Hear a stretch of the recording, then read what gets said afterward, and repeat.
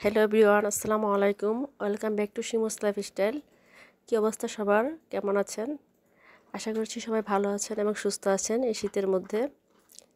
তো আজকে আমি রুই মাছের লেজ এবং পেটির টুকরা দিয়ে ভর্তা করব। অনেক সময় দেখা যায় যে রুই মাছের বা যে কোনো মাছের লেজ কিন্তু থেকে যায়, লেজের টুকরাটা অনেকেই খেতে চায় না, কারণ কাটা বেশি থাকে। তরকারির মধ্যে দেওয়ার পরও দেখা যায় যে এই টুকরাটা ফেলেই দেওয়া হয় লাস্টে। বিশেষ করে আমার ঘরে এরকমই হয়, তরকারিতে লেজের টুকরাটা কোনো কাজেই লাগে না। তো অনেক সময় অনেকগুলো লেজ যখন জমে যায় বা আমি জমিয়ে রাখি, তখন এভাবেই ভর্তা করে ফেলি, বা ঝুরি ভাজা বলি আমরা এটাকে। তো আজকে রাতে মেনু ছিল চিংড়ি মাছ টমেটো দিয়ে ভুনা, মাছ ভর্তা আর হচ্ছে ডাল।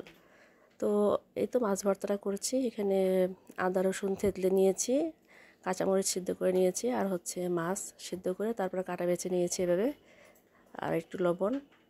তো এটাকে আমি ভর্তা করব। তো খুবই ইজি।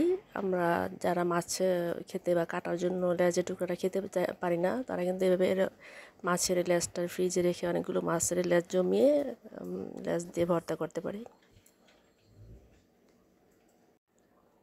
তো প্রথমে আমি তেলের মধ্যে পেঁয়াজটাকে লাল করে ভেজে, তারপরে এখানে আদা আর রসুন যে থেতলে রেখেছিলাম সেটাকে দিয়ে হালকা করে ভেজে, একটু আদা, একটু হলুদ মরিচের গুঁড়া, জিরা গুঁড়া, ধনে গুঁড়া দিয়ে ভুনা করে নিব। তারপর মাছগুলো দিয়ে ভালো করে ভুনা করে নিব।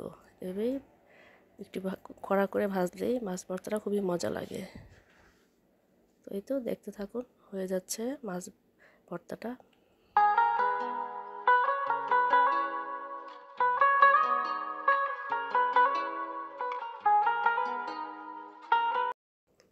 এই তো পেঁয়াজের মধ্যে সব মশলা দিয়ে হালকা হালকা করে মশলা দিয়েছি, খুব বেশি দিইনি, কারণ খুব বেশি দিলে আবার এটা তরকারির মতো লাগবে। আর পেঁয়াজটা একটু কাঁচা কাঁচা মানে থাকবে, মানে হালকা সেদ্ধ ভাব, মানে পুরোপুরি বেরেস্তার মতো করা যাবে না। আর এখানে কোনো পানি ইউজ করতে হবে না, পানি দিলে এটা একদম নরম হয়ে যাবে। আর আমি সাথে একটু সরিষার তেল অ্যাড করছি, তাহলে ঘ্রাণটা খুবই সুন্দর আসবে এখানে। ইচ্ছে করলে সরিষার তেলটা পরেও দেওয়া যায়, যেহেতু গরম থাকে, তো গরম অবস্থায় সরিষার তেল মাখানো যায় না, এই জন্য আমি এখানে দিয়ে দিয়েছি। আর এই তো এখন মাছ আর এই যে লবণ সহ দিয়ে দিচ্ছি। তো এভাবে ভাজতে ভাজতে হয়ে যাবে মাছ ভর্তাটা।